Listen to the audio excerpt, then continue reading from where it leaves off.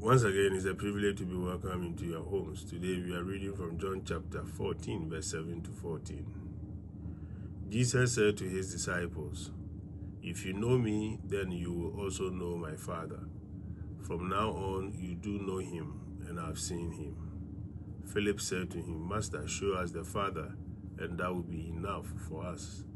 Jesus said to him, "Have I been with you for so long a time, and you still do not know me? Philip, whoever has seen me has seen the Father. How can you say, 'Show us the Father'? Do you not believe that I am in the Father and the Father is in me? The words that I speak to you, I do not speak on my own. The Father who dwells in me is doing his work. Believe me that I am in the Father and the Father is in me, or else believe because of the works themselves. Amen, amen, I say to you, whoever believes in me will do the works that I do, and will do greater ones than these, because I'm going to the Father.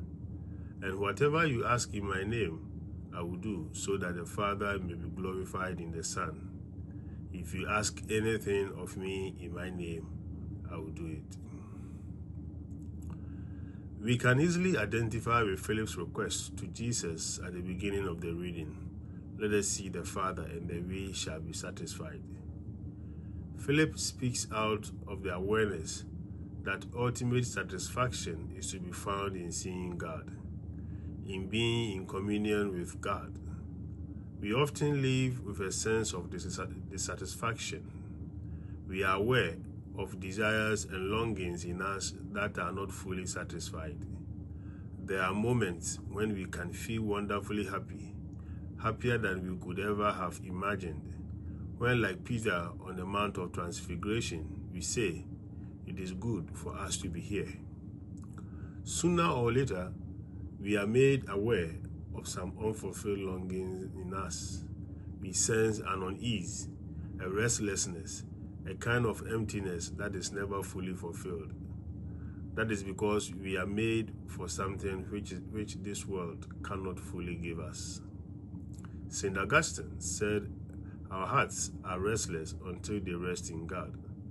That is why there is so much truth in Philip's prayer to Jesus, "Lord, let us see the Father, and then we shall be satisfied." We cannot but be struck by Jesus' response to Philip. To have seen me is to have seen the Father. Jesus is saying that to see him with the eyes of faith, to enter into communion with him, is to see the Father. Dear friends, already here and now in this earthly life, we can begin to experience that for which we ultimately long, and through our relationship with Jesus. Shalom. Peace.